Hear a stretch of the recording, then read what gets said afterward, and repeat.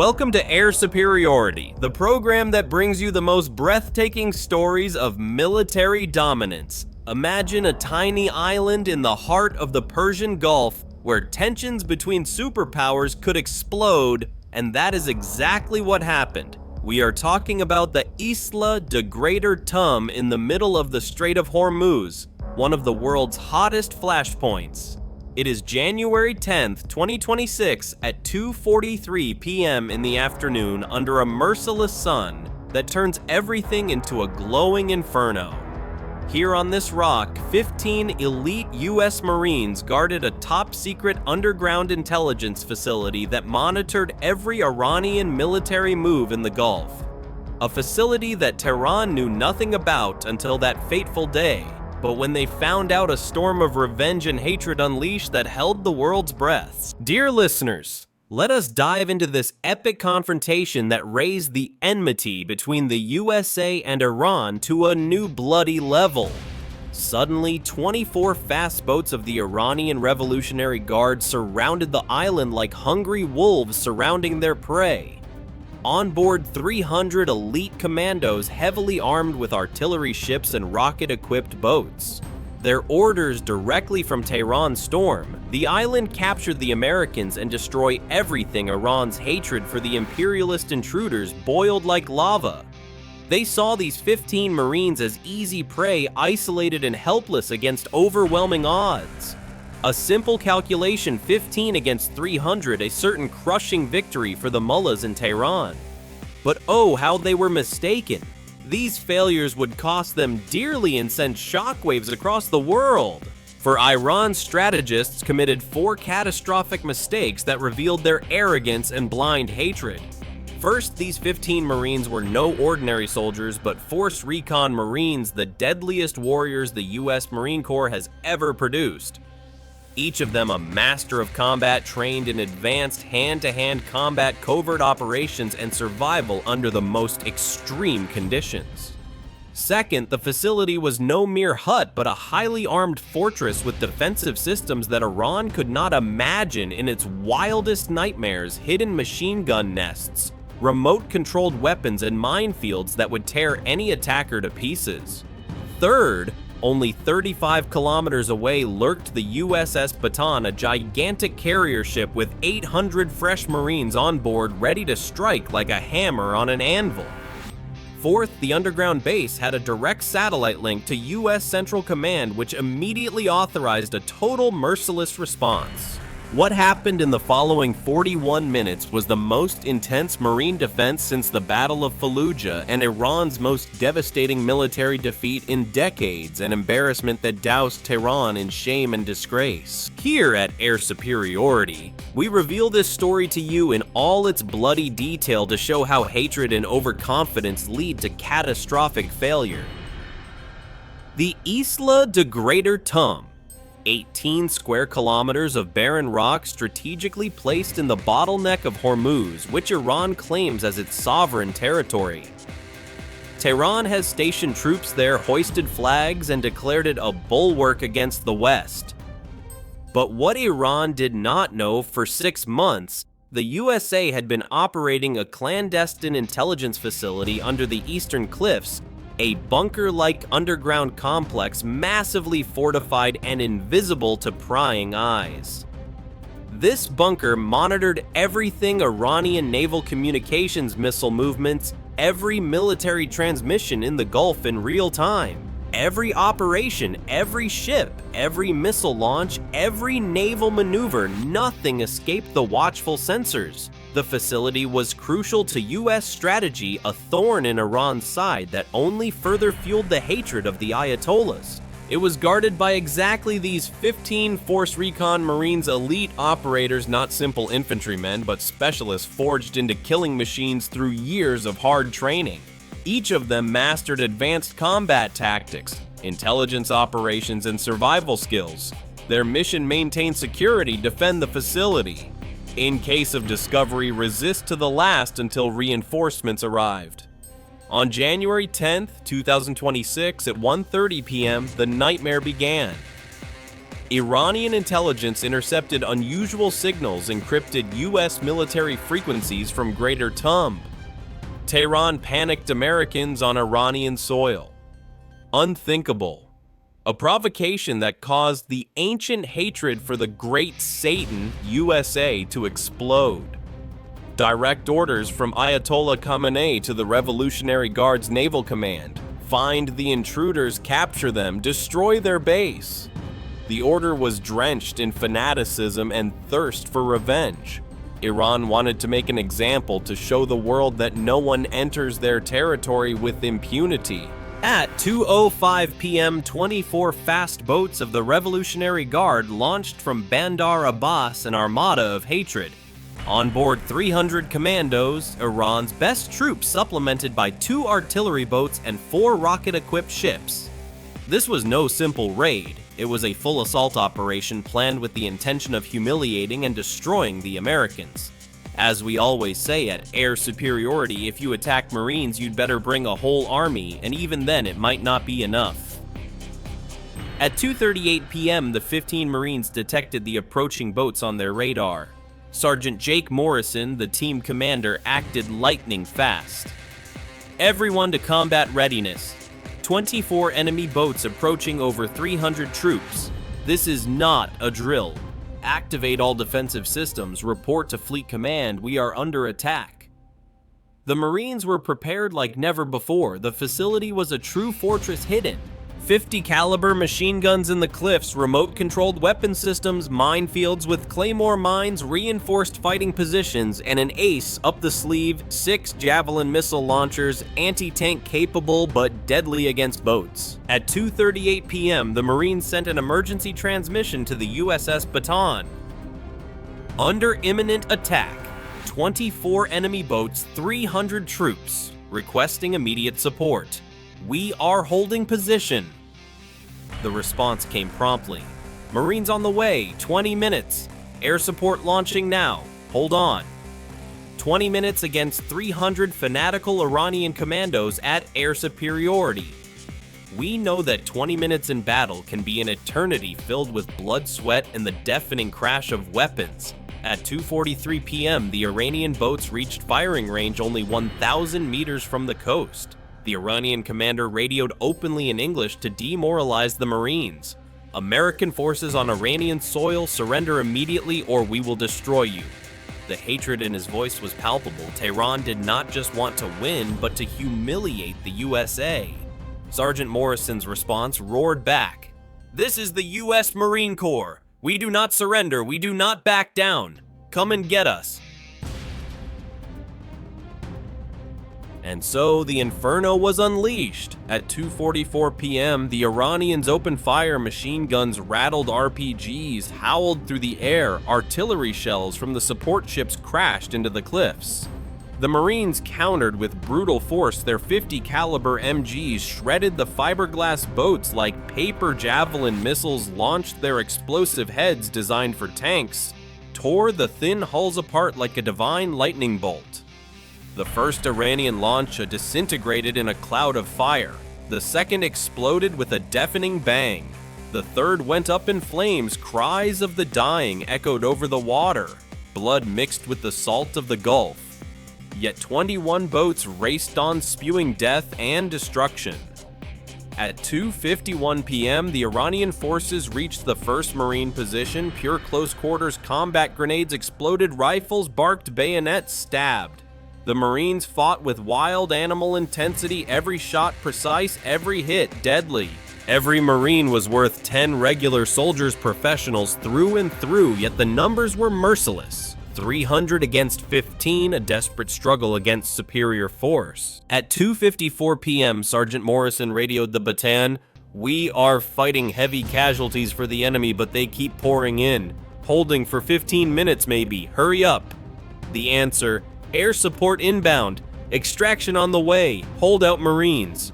And then at 2:56 p.m., 4 F-35B.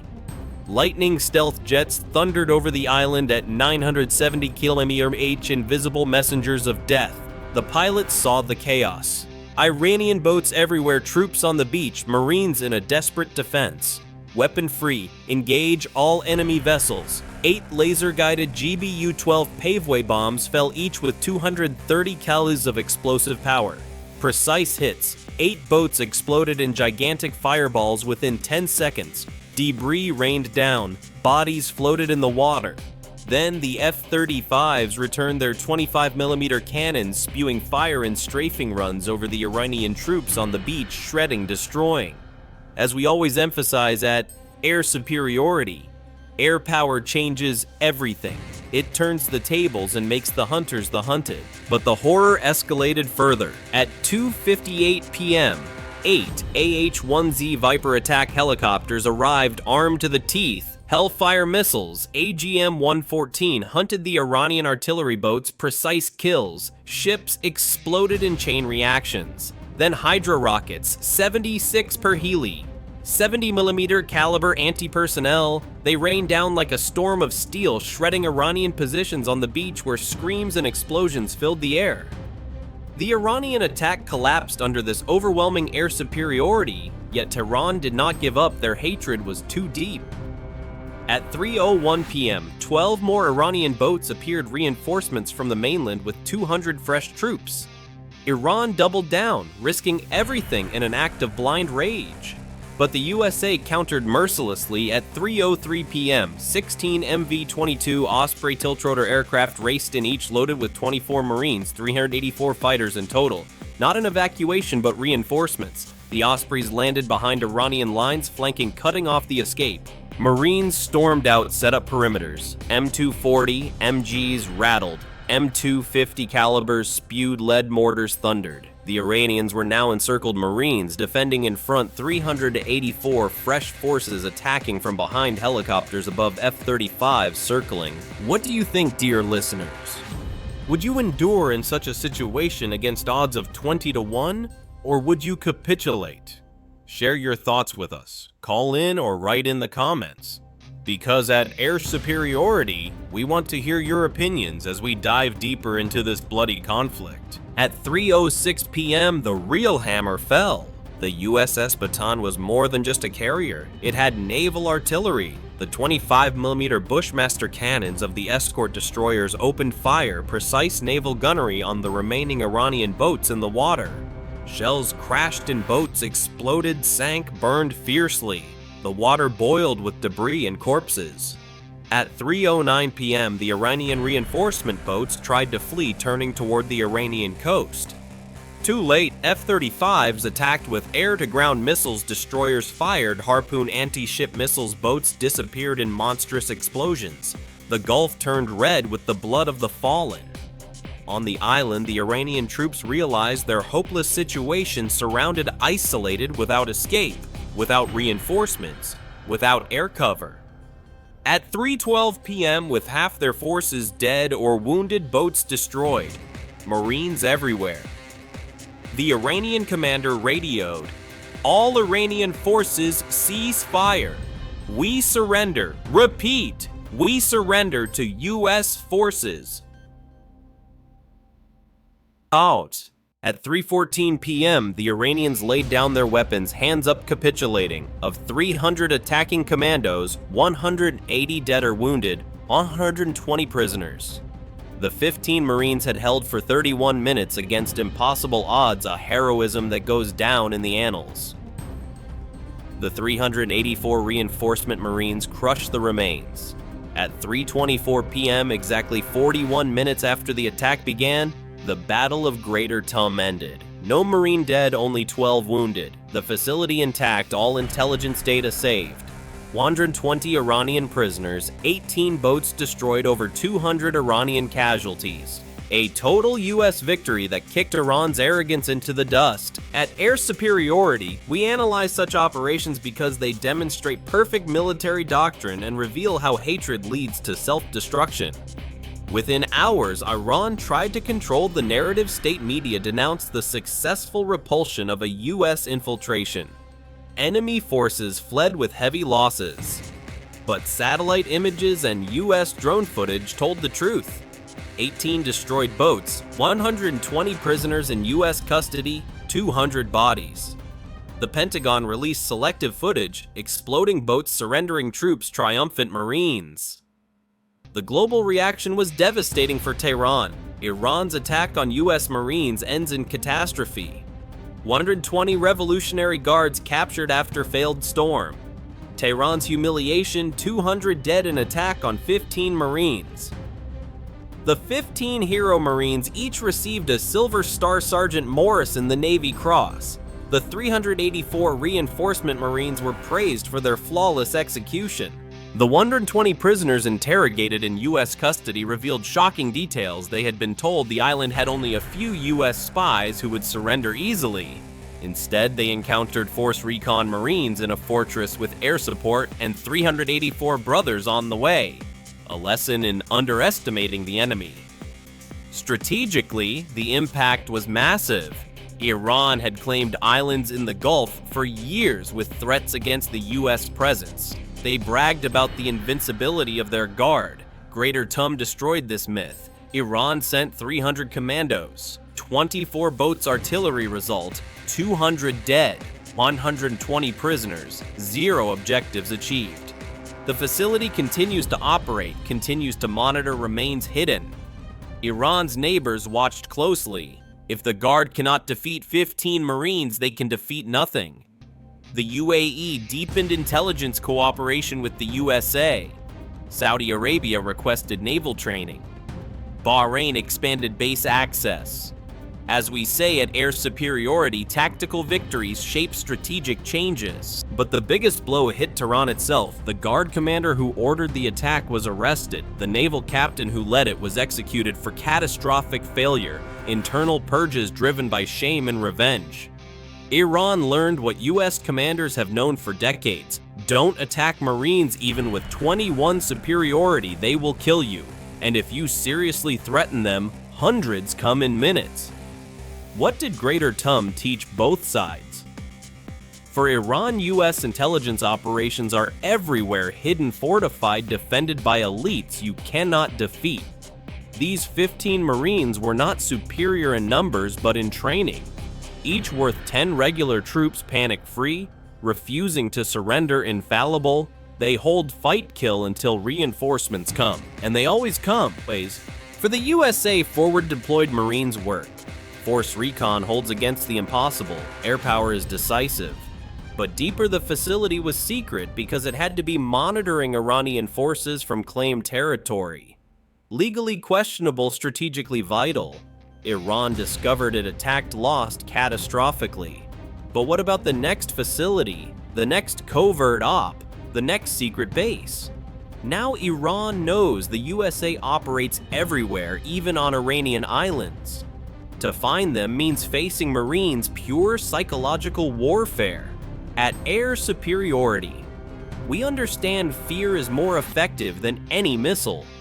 Iran officially controls the island patrols, it claims it. But now they know under the surface in the cliffs Americans could be lurking, and if Iran reaches out again, is 300 more Marines in 20 minutes. That is deterrence on January 10th, 2026. 2:43 p.m. Iran attacks 15 Marines with 300 troops. 3:24 p.m. 41 minutes later. 200 Iranian dead, 120 prisoners, victorious Marines. The facility continues to monitor. Marines watch intelligence flows. Iran learned you do not conquer what Marines defend. 15 held the line, 384 finished the work.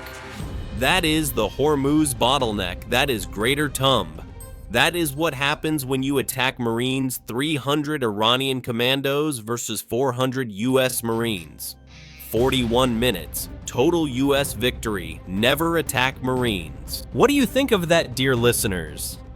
Would you as an Iranian give up after such a humiliation or swear revenge? Or as a US Marine, would you be proud of your brothers? Share your thoughts. Subscribe to Air Superiority for more breathtaking stories of military dominance that changed history. Because here we analyze how air power and elite forces define the modern battlefield. Stay tuned, the next conflict could be closer than you think.